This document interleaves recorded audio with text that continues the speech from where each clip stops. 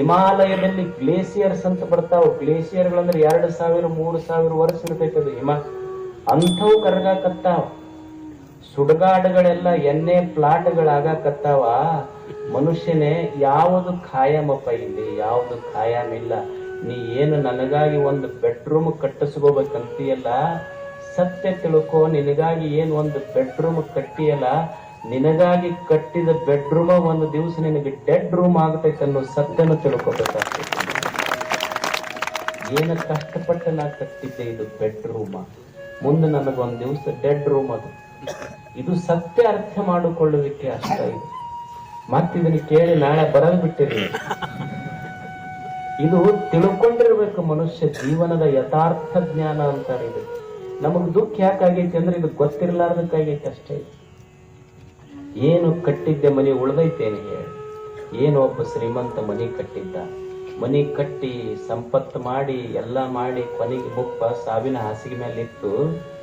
ಅದು ಕೈ ಹಿಂಗ್ ಮಾಡ್ತಿತ್ತು. ಅದು ಹಿಂಗ್ ಮಾಡಕತ್ತ ಕೂಡಲೇ ಮಕ್ಕಳು ಬಂದು ನಮ್ಮ ಅಪ್ಪ ಏನ ಹಿಂಗ್ ಕೈ ಮಾಡಕತ್ತ. ಅದಕ್ಕೆ ಮಾತು ಕಟ್ಟಾಗಿದ್ದಲ್ಲ, ಹಿಂಗ್ ಕೈ ಮಾಡ ಎಲ್ಲರ ಗಂಟಿರ್ತಾನೆ.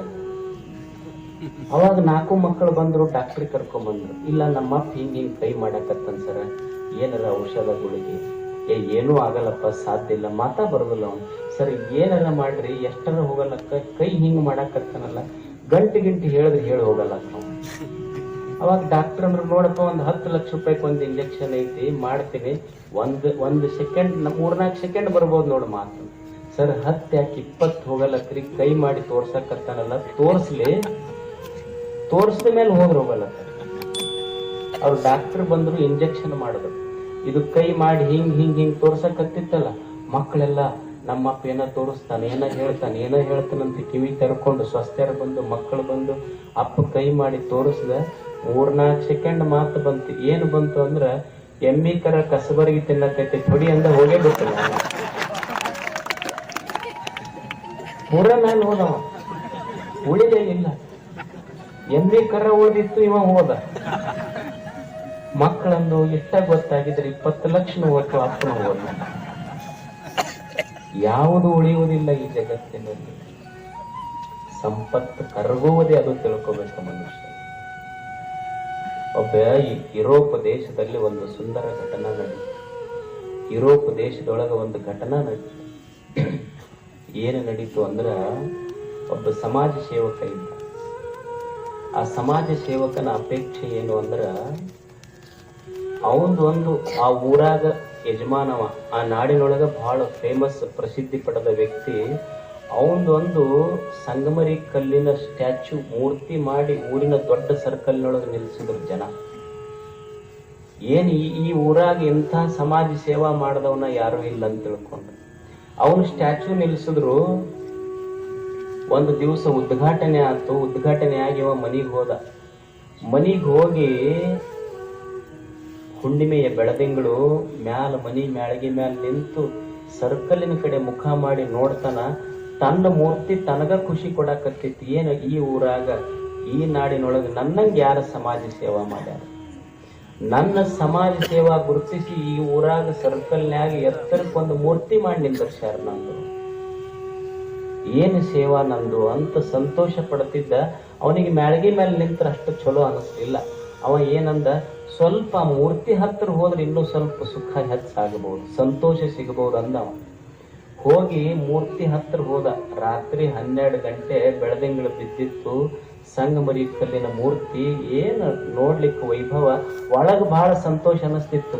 ನನ್ನಂಗೆ ಯಾರು ಸೇವಾ ಮಾಡಿಲ್ಲ, ಅದಕ್ಕೆ ನನ್ನ ಮೂರ್ತಿ ನಿಲ್ಸ್ಯಾರ ಈ ಊರಾಗ. 1-2 ಮೆಟ್ಲ ಹತ್ತಿ ಮ್ಯಾಲ ಮೂರ್ತಿ ನೋಡಾಕತ್ತಿದ್ದ. ಒಂದು ನಗುವ ಧ್ವನಿ ಕೇಳಿ ಅವ ಆ ಕಡೆ ನೋಡ್ದ. ರಾತ್ರಿ 12 ಗಂಟೆಗೆ ಯಾರು ಇಲ್ಲ, ಆದ್ರೂ ನಗು ಧ್ವನಿ ಕೇಳಾಕತ್ತಿತ್ತ. ಅವನು ಆದ್ರೂ ನಗುವ ಧ್ವನಿ ಕೇಳ್ತಿತ್ತಲ್ಲ. ಅವ ಅಂದ, ಇದು ಎಲ್ಲಿಂದ ನಗು ಕೇಳೋದು? ಆ ಕಡೆ ನೋಡ್ದ. ಹಿಂಗ ನೋಡ್ದ, ಕೆಳಗ ಮೆಟ್ಟಿಲಿತ್ತಲ್ಲ, ಮೆಟ್ಟಿಲು ಅದು ನಗತಿತ್ತಂತ. ನಾನು ನಗಾಕತ್ತಿದ್ದಂತ ಮೆಟ್ಟಿಲು ಹೇಳುತ್ತ. ಸ್ಟೆಪ್ ಪ್ಯಾಂಟೋಣಿಗೆ ಅಂತಾರಿಲ್ಲ ನೋಡ, ಪ್ಯಾಂಟೋಣಿಗೆ ಹೇಳುತ್ತ ನಾನ್ ನಗಾಕತ್ತೀನಿ ಅಂತ. ಅವ ಕೇಳ್ದ, ಅಲ್ಲ ನೀ ಯಾಕೆ ನಗಾಕತ್ತಿ? ಅವಾಗ ಸಮಾಜ ಸೇವಕನಿಗೆ ಹೇಳ್ತಂತ ಪ್ಯಾಂಟೋಣಿಗೆ ಮೆಟ್ಟಿಲು, ನಿನ್ನ ಹುಚ್ಚು ತನಕ ನಗಾಕತ್ತೀನಿ ನಾನು. ಅಲ್ಲ ನಂದೇನು ಹುಚ್ಚುತನ ಐತಿ ಇಲ್ಲಿ? ಈ ಊರನ್ ಜನ ನನ್ನ ಮೂರ್ತಿ ನಿಲ್ಸ್ಯಾರಂತ ನೀ ಏನು ಸಂತೋಷ ಪಡಾಕತ್ತಿಯಲ್ಲ, ಈ ಊರನ ಜನ ಹಿಂಗ್ ಗೌರವ ಕೊಟ್ಟಾರಂತ ತಿಳ್ಕೊಂಡಿಯಲ್ಲ, ಇದು ಏನು ತಿಳ್ಕೊಂಡಿಯಲ್ಲ, ಈ ಹುಚ್ಚುತನಕ್ ನಗಾಕತ್ತೀನಿ ನಾನು. ಅಲ್ಲ ಮತ್ತೆ ಸುಳ್ಳೇನು ಏನೈತಿ? ಇಷ್ಟು ಊರನ ಜನ ನನ್ನ ಮೆಚ್ಚಿ ಒಂದು ಸರ್ಕಲ್ ನೊಳಗ ಸಂಗಮರಿ ಕಲ್ಲಿನ ಮೂರ್ತಿ ನಿಂದಿರ್ಸ್ಯಾರಲ್ಲ, ಇದ್ರಾಗ ತಪ್ಪೇನೈತೆ ಸಂತೋಷ ಪಡುವಂತ. ಅವಾಗ ಪ್ಯಾಂಟಣಿಗೆ ಹೇಳ್ತು, ಇದ ಹುಚ್ಚುತನ ನಿಂದು. ಅವ ಅಂದ, ಇದ್ರಾಗ ಏನ್ ಹುಚ್ಚುತನ ಐತಿ ಅಂದ. ಅವಾಗ ಮೆಟ್ಟಲ್ ಹೇಳ್ತಂತ, ಈ ಜನ ಅದಾರಲ್ಲ ಇವ್ರು ಹಿಂಗ ಇರುದಿಲ್ಲ, ಇದು ತಿಳ್ಕೊಂಡು. ನೀ ಬರೋದಕ್ಕಿಂತ ಮೊದಲ ಈ ಊರಾಗ ನಾ ಸಮಾಜ ಸೇವಕ ಆಗಿದ್ದೆ, ನನ್ನ ಮೂರ್ತಿ ನಿಂದರ್ಸಿದ್ರು. ನೀ ಬಂದ ಮೇಲೆ ನನ್ನ ಪ್ಯಾಂಟಣಿಗೆ ಮಾಡಿ ನಿನ್ನ ಮೂರ್ತಿ ನಿಂದರ್ಸ್ಯಾರ. ಒಂದ್ ದಿವ್ಸ ಇನ್ನೊಬ್ಬ ಬರ್ತಾನ, ನಿನ್ನ ಪ್ಯಾಂಟಣಿಗೆ ಮಾಡ್ತಾರ, ಮೆಟ್ಟಲು ಮಾಡ್ತಾರ ಅನ್ನೋ ಸತ್ಯ ತಿಳ್ಕೊಂಡು. ಇದು ಸಮಾಜ, ಇದು ಜಗತ್ತಿದು. ದುಃಖ ಯಾಕಾಗೈತಿ ಅಂದ್ರೆ ಖಾಯಂ ನನ್ನ ಮಕ್ಕಳ ಫೋಟೋ ನಂದ ಹಾಕಿರ್ತಾರ ಮನ್ಯಾಗ ಅಂತ ತಿಳ್ಕೊಂಡಿದ್ದಕ್ಕೂ ದುಃಖ ಆಗೈತಿ. ನೀವು ಹೋದ ಮೇಲೆ ನಿನ್ ತೆಗಿತಾರ ಅಟ್ಟ ಅವ್ರು. ಮತ್ ಯಾರು ನೋಡ್ತಾರ, ಹವಾ ಯಾರ್ದಿರ್ತೈತಿ ಅವ್ರದ್ದು ಹಾಕ್ತಾರ. ನೀ ಖಾಯಂ ನಂದ ಇಟ್ಕೋಬೇಕಂದಿದ್ದಕ್ಕೆ ತೆಲಿಯೊಳಗ ತಾಪಾತು. ಸಂಪತ್ತು, ಕೀರ್ತಿ, ವಾರ್ತೆಗಳೆಲ್ಲ ಸ್ವರ್ಗತವಿ ಜಗತ್ತಿನಲ್ಲಿ. ಗೊತ್ತಿರ್ಲಿ ಮನುಷ್ಯ, ಏನು ಯಾವನು ಹಿಂಸೆ ಆಗಬಾರದು ಅಂತ ಕನಸು ಕಂಡಿದ್ದ ಗಾಂಧಿ, ಅವನ ಸಾವೇ ಹಿಂಸೆಯಲ್ಲ. ಏನು ಬಸವಣ್ಣನವರು ಅನ್ನದೊಳಗೊಂದಗುಳ ಬ್ಯಾಡ ನನಗ, ಬಿಜ್ಜಳನ ಭಂಡಾರವೆನಗೆ ಕೈಯ ಅದು ಬ್ಯಾಡ ಅಂದಿದ್ರು. ಕಳ್ಳರು ಬಂದ್ರ ಇವರು ಸಾಕ್ಷಾತ್ ಕೂಡಲ ಸಂಘ ಅಂದಿದ್ರು. ಬದನಿಕಾಯಿ ಕಟ್ಕೊಂಡ್ ಬಂದ್ರೆ ಇವರು ದೇವ್ರಂದಿದ್ರು. ಅಂಥ ಸ್ಥಳದೊಳಗೆ ಯಾವ್ದು ಕಲ್ಯಾಣ ಶಾಂತಿ ಆಗಬೇಕಂತ ಕಟ್ಟಿದ್ರು, ಅಲ್ಲೇ ಕಲ್ಯಾಣದ ಕ್ರಾಂತಿ ನಡೆದಿತ್ತಲ್ಲ. ಇದು ಪರಿಣಾಮ ಜಗತ್ತಿನ. ಇಲ್ಲಿ ಎಲ್ಲವೂ ಪರಿಣಾಮಶೀಲ ಐತಿ, ಜಗತ್ತು ಪರಿಣಾಮ ಹೊಂತೈತಿ ಅನ್ನೋ ಸತ್ಯ ಗೊತ್ತಿರಬೇಕು ನಮಗಷ್ಟೇ. ಜಗತ್ತು ಸರಿತೈತಿ, ದೇಹವೂ ಸೊರಗತೈತಷ್ಟೆ. ನಾ ಅಂತೀನಿ, ದೇಹ ಅಂದ ಮೇಲೆ ಹಲ್ಲು ಬೀಳಬಾರ್ದು, ಕಣ್ಣು ಕಾಣಬಾರ್ದು, ಕಾಲಿಗೆ ನೋವು ಬರಬಾರ್ದು ಅಂದ್ರೆ ಸಾಧ್ಯ ಐತೆ ಅಂತ ಹೇಳಿ. ಕಣ್ಣು ಕಾಣ್ಲಾರ್ದಂಗ ಆಗುದ, ಕಿವಿ ಕೇಳಲಾರ್ದಂಗ ಆಗುದ. ವಯಸ್ಸಾದವ್ರು ಹೇಳ್ತಿರ್ತಾರೆ ನನಗೆ, ಒಟ್ಟ ಕಿವಿನ ಕೇಳುವಲ್ಲ ನೋಡ್ರಿ ಅಂತ. ನಾ ಅವ್ರಿಗೇನ್ ಹೇಳ್ತಿರ್ತೀವಿ, ಬಾಳ್ ಚಲೋ ಅಂತ. ವಯಸ್ಸಾದ್ಮೇಲೆ ಒಟ್ಟ ಕಿವಿ ಕೇಳಬಾರ್ದು. ಯಾಕಂದ್ರ ಅವ್ ಮಕ್ಕಳು ಸ್ವಸ್ಥರು ಏನಾರ ಅಂತಿರ್ತಾವ, ಅವ್ನಿಗೆ ಕೇಳ್ತು ಅಂದ್ರೆ ಇಟ್ಕೊಂಡು ತಾಪ್ ಮಾಡೋದಕ್ಕಿಂತ ಕೇಳಲಾರ್ದಾಗೆಲ್ಲ ದೇಶ. ಅದಕ್ಕ ದೇವರ ಮಾಡ್ಯಾರ ನಿರ್ಮಾಣ ಅಂತ. ಇದು ತಡ್ಕೊಳಕ್ ಆಗತ್ತೇನೋ? ಏನು ಮಜಾ. ಗಾತ್ರಂ ಸಂಕುಚಿತಂ ಗತಿರ್ ವಿಗಲಿತಾ ಭ್ರಷ್ಟಾಚದಂತಾವನ ದೃಷ್ಟಿರ್ ನಶ್ಯತಿ ವರ್ಧತೆ ಬಜಿರತ ವಕ್ರಂಚಲಾಲಾಯತೆ. ಏನು ಮುಪ್ಪು ಯಾರಿಗೆ ಬಂದಿಲ್ಲ ಹೇಳಿ, ದೇಹ ಸೊರಗುವುದೇ. ನಾವು ಬಹಳ ಶ್ರೀಮಂತರದೇವ್ರಿ, ನಮ್ಮ ದೇಹಕ್ಕೆ ಕುಂಬಳಕಾಯಿ, ನಮ್ಮ ದೇಹಕ್ಕೆ ಬಂಗಾರದ ಕಟ್ ಹಾಕಿ ಸಿಡ್ತೀವಿ ಅಂದ್ರೆ ಅದು ಹೋಗುದೇ ಅಷ್ಟೇ, ಸೊರಗುತ್ತೈತಿ. ಒಂದು ದಿವಸ ಕಣ್ಣು ಮಂಜಾಗವ, ಕಿವಿ ಕಿವುಡಾಗವ, ಕಾಲ ನಡುಗುದ, ಎಲ್ಲ ಆಗುವುದೇ ಇದು ಜಗತ್ತಿನೊಳಗೆ. ಕೂದಲು ಬೆಳ್ಳಗಾಗುದಲ್ಲ, ಯಾರೂ ಆಗುದಿಲ್ಲ ಹೇಳ್ರಿ. ಆದ್ರೆ ಮನುಷ್ಯನ ಮನಸ್ಸು ಹೆಂಗ ಅಂದ್ರೆ, ನೀವು ನೋಡ್ರಿ, ಒಂದ ಕೂದಲು ಬೆಳ್ಳಗಾಗಿರ್ತೈತಿ, ಹೋದ್ ನನ್ನ ಕನ್ನಡಿ ಮುಂದೆ ತಲೆ ತುಂಬಾ ಕರೆ ಕೂದಲದಾವ, ಅದನ್ನ ನೋಡುವಲ್ಲ, ಅದನ್ನೊಂದೇ ಹಿಡ್ಕೊಂಡು ಆ ಕಡೆ ಹೊಳತಿರ್ತಾನ. ಹಂಗ ಒಂದು ಬಿಳೆ ಕೂದಲು ಬಂದೈತಿ ಅಲ್ಲ, ಮತ್ತೆ ಬಿಳೆ ಕೂದಲು ಬರಬಾರ್ದಂದ್ರೆ ಹೆಂಗ? ಮನುಷ್ಯ ಗೊತ್ತಿರಬೇಕು. ಈಗ ನೀವು ಊಟ ಮಾಡ್ತೀರಿ, ಊಟ ಮಾಡುವಾಗ ಏನ್ ಉಣ್ತೀರಿ? ಮೊದಲ ರೊಟ್ಟಿ ಪಲ್ಯ ಉಣ್ತೀರಿ, ಆಮೇಲೆ ಏನ್ ಉಣ್ತೀರಿ? ಹೋಳಿಗೆ ಹುಟ್ಟು ಉಣ್ತೀರಿ, ಆಮೇಲೆ ಏನ್ ಉಣ್ತೀರಿ? ಹಣ್ಣು ಉಣ್ತೀರಿ. ಹಣ್ಣು ಹೆಂಗಿರ್ತೈತಿ? ಬೆಳಗಿರ್ತೈತಿ. ಬಿಳೆ ಅನ್ನ ಉಣ್ಣಾಕತ್ತಾನಂದ್ರ ಊಟ ಮುಗ್ಯಾಕ ಬಂದೈತಿ ಅಂತ ತಿಳ್ಕೊಬೇಕು. ತಲೆಯಾಗ ಬಿಳೆ ಕೂದಲು ಬಂದಾವಂದ್ರೆ ಜೀವನ ಮುಗ್ಯಾಕ ಬಂದೈತಿ ಅಂತ ತಿಳ್ಕೊಬೇಕು. ತಿಳ್ಕೊಳ್ಳೋದ್ರಾಗೈತಿ ಜೀವನ. ಜೀವನ ಅಂದ್ರೆ ಪರಿಣಾಮಶೀಲ, ಇದೆ ಎಲ್ಲ ಪರಿಣಾಮ ಹೊಂದೈತಿ ಇಲ್ಲಿ. ಅದಕ್ಕೆ ಮನುಷ್ಯನೇ ನಿನಗೆ ಗೊತ್ತಿರ್ಲಿ, ಇದು ಪರಿಣಾಮ ದುಃಖ. ದೇಹ ಸ್ವರ್ಗುವುದೇ, ಸಂಪತ್ತು ಸರಿಯುವುದೇ, ಇದು ಪರಿಣಾಮ. ಈ ಸತ್ಯ ತಿಳ್ಕೊಳ್ಳಿ. ಇನ್ನು ಎರಡನೇದ್ದು ಏನು ಅಂದ್ರೆ ತಾಪ ದುಃಖ. ಒಂದನೇದ್ದು ಪರಿಣಾಮ ದುಃಖ, ಎರಡನೇದ್ದು ತಾಪ ದುಃಖ. ತಾಪ ಎದಕ್ಕಾಗೈತಿ ಮನುಷ್ಯಾಗಂದ್ರ, ನಮಗೆ ಎದಕ್ ತಾಪ ಆಗೈತಿ ಅಂದ್ರ, ನೀವು ನೋಡ್ರಿ, ನಮಗೆ ದೇವ್ರು ಏನು ಕೊಟ್ಟಾನ ಇದ್ದದಕ್ಕೆ ತಾಪ ಆಗಿಲ್ಲ, ನಮ್ಮ ಮನೆ ಮಕ್ಕಳದವ್ರು ನೋಡಿ ತಾಪ ಆಗೈತಿ. ನಮಗೆ ಇದ್ದಿದ್ದಕ್ಕೆ ತಾಪ ಆಗಿಲ್ಲ, ಇಲ್ಲಾರ್ದಕ್ಕೆ ತಾಪ ಆಗೈತಿ. ಮನೆ ಮಕ್ಕಳದವ್ರದ್ದು ನೋಡಿ ತಾಪ ಆಗೈತಿ. ಈಗ ನಮಗೂ ಒಂದು ಮನೆ ಐತಿ, ಇರ್ಬೇಕಿಲ್ಲ. ಆದ್ರೆ ಮನಿ ಮಗ್ಗಲ್ದವ್ರು 2 ಅಂತಸಿನ ಮನಿ ಕಟ್ಸಿದ್ರೆ ಹಚ್ಚಲ್ಲ ಕಿಟಿಕಿಟಿ ಗಂಡದ ಪಾಪ. ಅವ್ರು ನೋಡಿ 2 ಅಂತಸಿನ ಕಟ್ಟ್ಯಾರ ನಿನ್ನ, ಅದೇನು ಅವ್ರ ಶಬ್ದ ಆಗಿದ್ದ, ಏನ್ ನಿಮ್ದು ಏನು ಮಾಡಕ್ ಆಗ್ಲಿಲ್ಲ, ನಿನ್ನ ಹಣೆ ಬರುತ್ತ. ಅಂದ್ರ ನಮ್ಗೆ ಎದಕ್ ದುಃಖ ಆಗೈತಿ ಅಂದ್ರೆ ದೇವ್ರು ನಮಗೆ ಏನು ಕೊಟ್ಟಾನ ಅದಕ್ಕೆ ದುಃಖ ಆಗಿಲ್ಲ. ಇನ್ನೊಬ್ರದ್ದು ನೋಡಿ ಕೈ ಹೆಚ್ಚಿಕೊಂಡ ಮನುಷ್ಯ ಅದಕ್ಕೆ ತಾಪಾಗೈತಿ. ನೋಡಿ ದೇವ್ರು ಇಲ್ಲಿ ಏನು ಕೊಟ್ಟಾನಲ್ಲ, ಜಗತ್ತಿನೊಳಗೆ ಎಲ್ಲರಿಗೂ ಎಲ್ಲ ಕೊಡ್ಲಿಕ್ಕೆ ಸಾಧ್ಯ ಐತೆ, ಏಕಕಾಲಕ್ಕ ಕೊಡ್ಲಿಕ್ಕೆ ಸಾಧ್ಯ ಇಲ್ಲ ಎಲ್ಲರಿಗೂ. ಈಗ ಒಬ್ರು ಆರಿಸಿ ಬಂದವರು ಮಿನಿಸ್ಟರ್ ಆಗ್ಬಹುದು ಅಷ್ಟ, ಎಲ್ಲರೂ ಮಿನಿಸ್ಟರ್ ಆಗ್ಲಿಕ್ಕೆ ಸಾಧ್ಯ ಐತೆ ಅಂತ ಮನುಷ್ಯ ತಿಳ್ಕೊಳ್ಳೋದ್ರಾಗ ಐತಿ.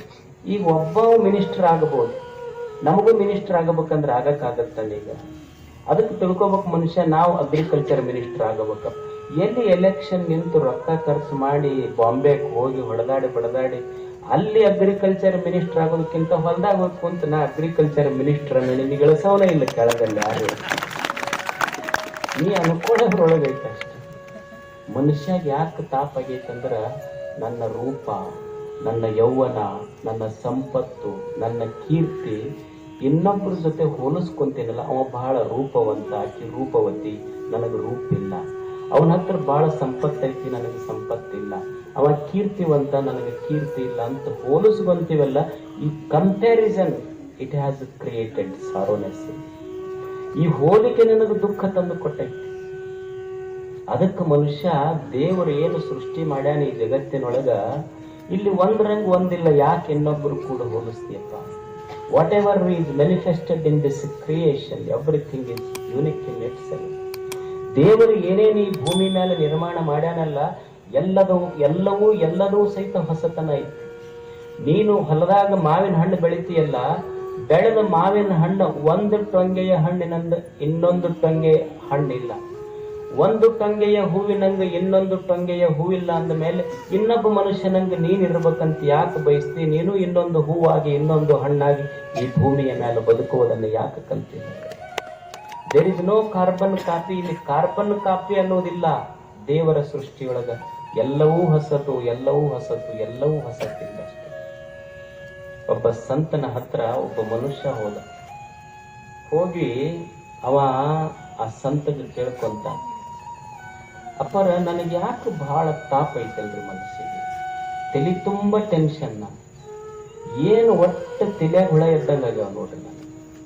ನೀವು ನೋಡಿದ್ರೆ ಏನೂ ಇಲ್ಲ, ಸುಮ್ಮನೆ ಮಠದಾಗ ಎಷ್ಟು ಆರಾಮದಿರಿ, ನನಗೆ ದೇವ್ರೆಲ್ಲ ಕೊಟ್ಟಾನ, ಆದ್ರೂ ಎಷ್ಟು ತಾಪ ಆಗ್ತೈತಲ್ಲ ಮನಸ್ಸಿಗೆ ಯಾಕೆ?